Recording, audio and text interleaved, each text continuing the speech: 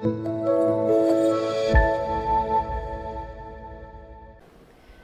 sidang jemaat yang dikasihi Tuhan. Salam sejahtera bagi kita semua. Sungguh kita mengucap syukur pada malam hari ini kita boleh bertemu kembali dalam ibadah persekutuan doa Jemaat Galang Ninghyang Abian Base. Pada saat ini Tuhan memberi kita kesempatan untuk bersama-sama menaikkan permohonan-permohonan kita kepada Tuhan. Namun sebelumnya mari kita bersama-sama satukan hati kita. Kita akan memuji Tuhan dengan semangat. Kita akan nyanyikan pujian besarkan nama Tuhan.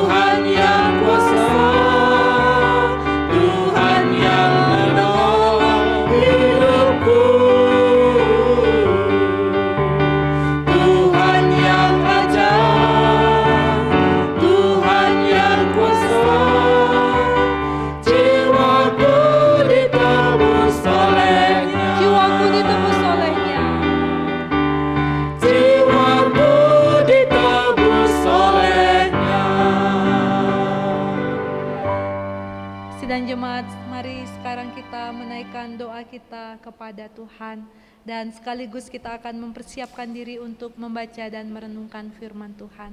Mari kita berdoa. Ya Allah Bapa di surga, Bapa yang Maha Kuasa, Allah yang kami sembah dan muliakan di dalam nama Tuhan Yesus Kristus. Pada malam hari ini ya Tuhan, dalam ibadah persekutuan doa, kami datang kepada Tuhan untuk membesarkan dan memuliakan nama Tuhan, sebab begitu dahsyat kasih dan penyertaan Tuhan di dalam kehidupan kami. Engkau Allah yang tidak meninggalkan ataupun membiarkan kami, melainkan Engkau Allah yang begitu setia terhadap kehidupan kami, sehingga dalam segala hal yang kami hadapi, kami merasakan kekuatan dan pertolongan kasih Tuhan. Saat ini Bapa di surga, kami percaya bahwa Tuhan hadir bagi kami, menolong dan memberkati ibadah persekutuan doa ini.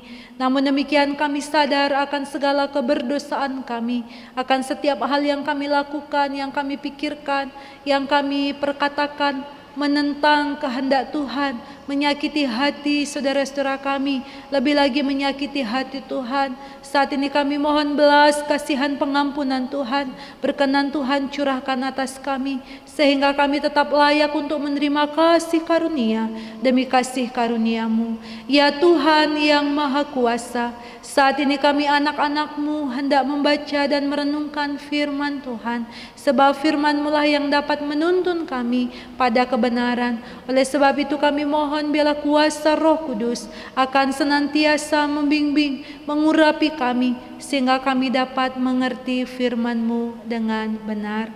Kami sambut firman-Mu hanya di dalam nama Tuhan Yesus Kristus. Amin. Firman Tuhan pada malam hari ini terdapat di dalam kitab Yohanes pasal yang ke-6 ayat 47 sampai ayat yang ke-56. Saya membaca bagi kita semua. Aku berkata kepadamu, sesungguhnya barang siapa percaya, ia mempunyai hidup yang kekal. Akulah roti hidup. Nenek moyangmu telah makan mana di padang gurun, dan mereka telah mati. Inilah roti yang turun dari surga. Barang siapa makan daripadanya, ia tidak akan mati. Akulah roti hidup yang telah turun dari surga. Jikalau seorang makan dari roti ini, ia akan hidup selama-lamanya. Dan roti yang kuberikan itu ialah dagingku yang akan kuberikan untuk hidup dunia. Orang-orang Yahudi bertengkar antara sesama mereka dan berkata, bagaimana ia ini dapat memberikan dagingnya kepada kita untuk dimakan?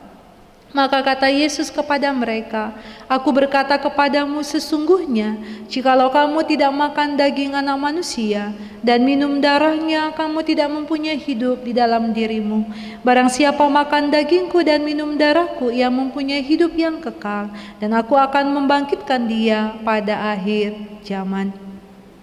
Sebab dagingku adalah benar-benar makanan, dan darahku adalah benar-benar minuman. Barang siapa makan dagingku dan minum darahku, ia tinggal di dalam aku, dan aku di dalam dia. Demikianlah firman Tuhan pada malam hari ini. Berbahagia kita yang mendengar juga melakukannya dalam hidup setiap hari. Haleluya. Haleluya.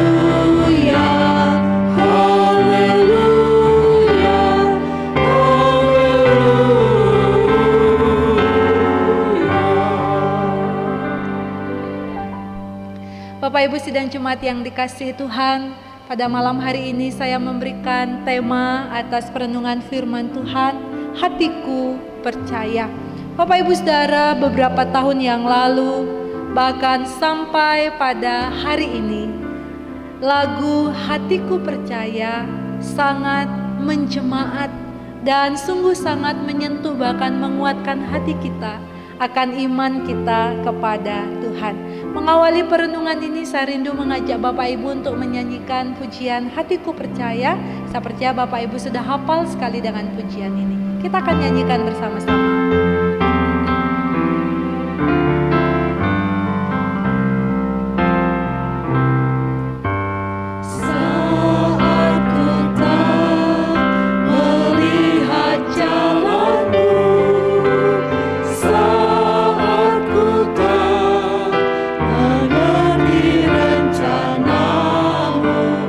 Namun tetap ku pegang janji-Mu.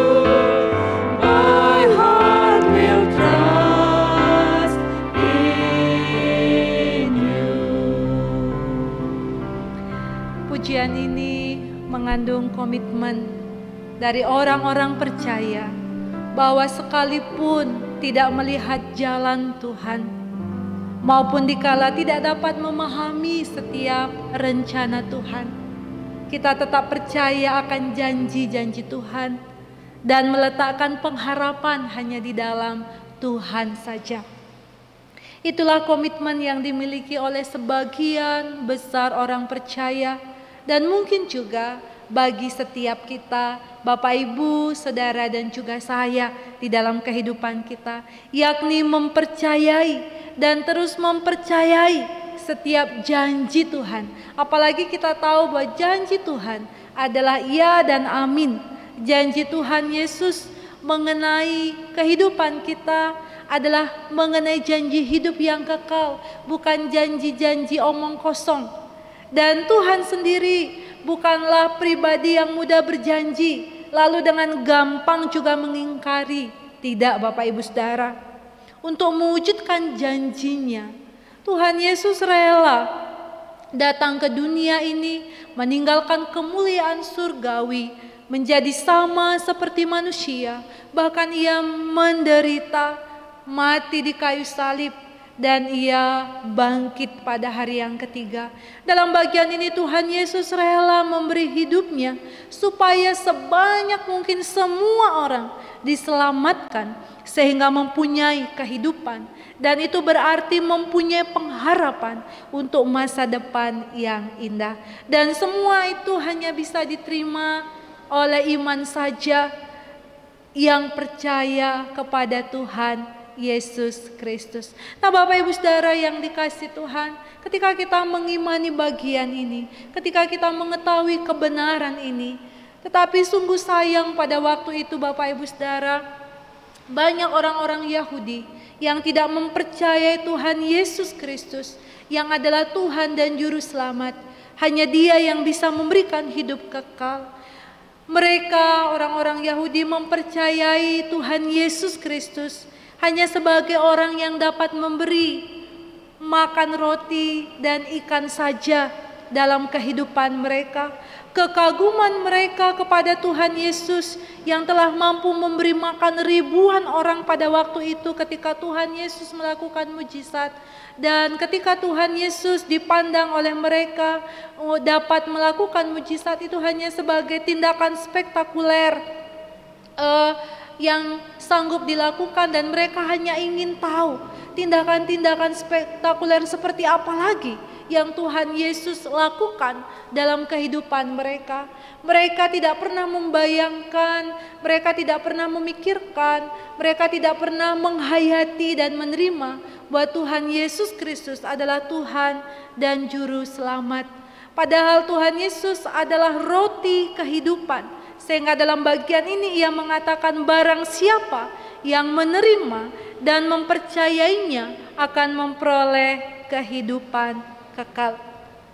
Roti hidup dalam bagian ini merupakan kiasan atas tubuh dan hidup Yesus Kristus yang dikorbankan bagi manusia untuk memberi kehidupan kekal. Itulah harga yang sudah ia bayar agar setiap orang dapat masuk ke dalam kerajaan Allah. Begitu mahalnya sehingga Tuhan Yesus harus mengorbankan dirinya. Ini membuktikan kepada kita bahwa realita terdalam kasih Allah yang menjawab kenyataan gelap umat manusia yang memerlukan pengorbanan Tuhan Yesus untuk membawa manusia kepada terang. Dan yang diminta dari kita adalah mempercayai Dia sebagai Tuhan dan Juru Selamat. Namun pada waktu itu orang-orang Yahudi tidak mengerti dan memahami, sebab mereka hanya berpikir pada kebutuhan-kebutuhan jasmani saja. Mereka pada waktu itu tidak berpikir pada kehidupan yang kekal, dan Sang Pemberi kehidupan kekal itu adalah Kristus. Sehingga mereka bingung, mereka jadi bergumul, bahkan di sini dikatakan mereka bertengkar. Mereka mengalami satu goncangan yang luar biasa, sebab mereka hanya melihat Tuhan Yesus Kristus dari pengalaman hidupnya ketika ia lahir di tengah-tengah keluarga yang mungkin bukan keluarga terpandang.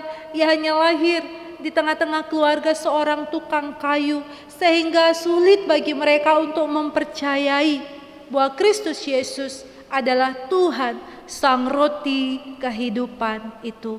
Nah, Bapak Ibu Saudara yang dikasihi Tuhan, melalui perenungan firman Tuhan pada hari ini, kita diteguhkan kembali bahwa Tuhan Yesus bukan hanya mampu memberi rasa kenyang yang bersifat sementara di dalam kehidupan kita, tetapi Ia juga sanggup memberikan kepuasan atas roh dan jiwa kita, atas roh dan jiwa setiap orang yang haus, yang rindu akan kehidupan yang kekal, sehingga setiap orang diajak untuk sampai kepada penghayatan sikap percaya tidak sekedar apa yang dapat diterima sebagai pemenuhan kebutuhan jasmani saja, melainkan penghayatan kepada Dia Sang Empunya kehidupan, yaitu Tuhan Yesus Kristus, Sang Pemberi roti